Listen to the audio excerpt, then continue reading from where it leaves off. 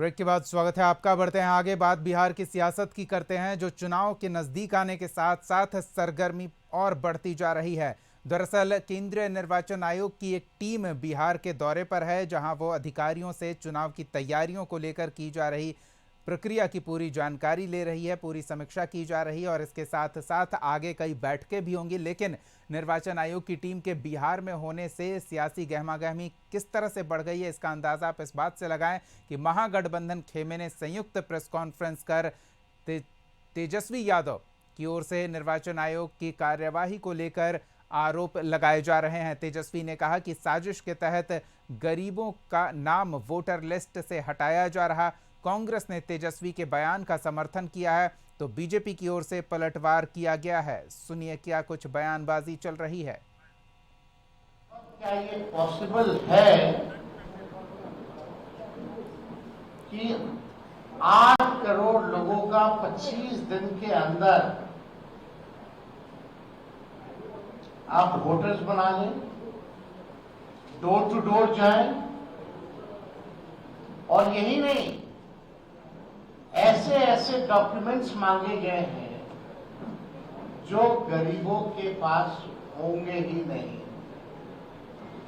अभी हम काफी डिटेल में एक एक करके है अपनी बात को हम रखेंगे और सवाल जो है हम लोग इलेक्शन कमीशन से पूछना चाहते हैं, और आने वाले समय में हम लोगों का एक डेलीगेशन भी जो है इलेक्शन कमीशन जाएगा। मैं ये पूछता हूँ, जिनको आपत्ति है कि वोटर्स का वेरिफिकेशन हो रहा है, सही जो भी वोटर हैं वो सत्यापित किए जा रहे हैं, इसमें किन्हीं को क्यों आपत्ति है?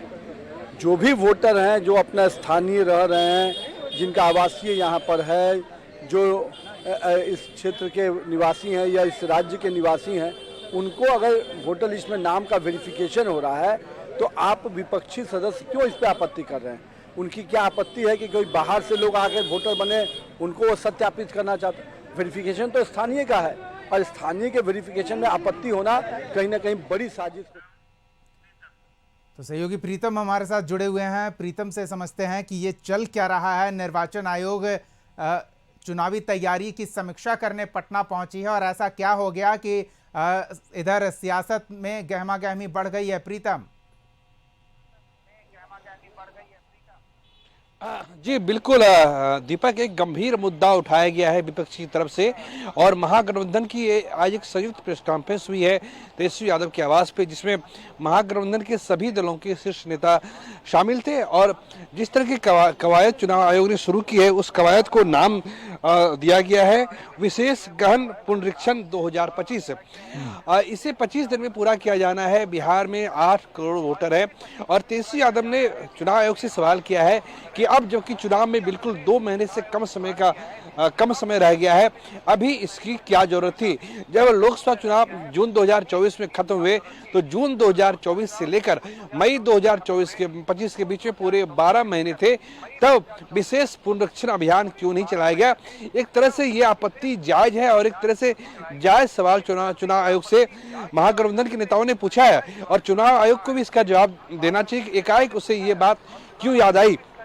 जिस तरह के दस्तावेज मांगे जा रहे हैं, तेजस्वी यादव ने कहा है कि जो मौजूदा पीढ़ी है, उनसे उनके माता पिता का बर्थ सर्टिफिकेट मांगा जाएगा। ये हर कोई जानता है कि बर्थ सर्टिफिकेट बनाने में जितनी तेजी आज लोग दिखा रहे हैं, पहले किसी का बर्थ सर्टिफिकेट नहीं बनता था, उसमें लोगों को दिक्कत आती थी और लोग भी उसको लेकर जागरूक नहीं थे। तो इस तरह की बातें नेता प्रतिपक्ष तेजस्वी यादव ने रखी है, और साफ तौर से कहा है कि सभी महागठबंधन में शामिल सभी दलों का एक डेलीगेशन चुनाव आयोग से मिलेगा, राज्य निर्वाचन आयोग से मिलेगा, और अगर वहां से समाधान नहीं निकलता है तो फिर दूसरे उपायों पे विचार किया जाएगा। माले के महासचिव दीपांकर भट्टाचार्य ने साफ तौर से कहा ये एक तरीके से वोट बंदी है। जिस तरह से 8 नवंबर 2015 को नोटबंदी की गई थी, उसी तर्ज पर ये बिहार में वोट बंदी की गई है। और दीपक एक सवाल वाकई ये है कि अभी इसकी जरूरत क्या पड़ी थी? क्योंकि आज से 20 साल पहले बिहार में भी इस तरह का एक अभियान चलाया गया था, तब उस टाइम में 2 महीने का समय लगा था चुनाव आयोग को पूरी कवायद करने में, और अब जबकि बिल्कुल 2 महीने के बाद चुनाव होने हैं, तो 25 दिन में ये पूरी प्रक्रिया संपन्न नहीं हो पाएगी। 8 करोड़ वोटर हैं, बिहार में इस वक्त मानसून है, कई हिस्सों में बाढ़ जैसे हालात हैं, तो तमाम तरह की बातें हैं जो आज चुनाव आयोग से इन लोगों ने मांग की है कि इस अभियान को तुरंत रद्द किया जाए।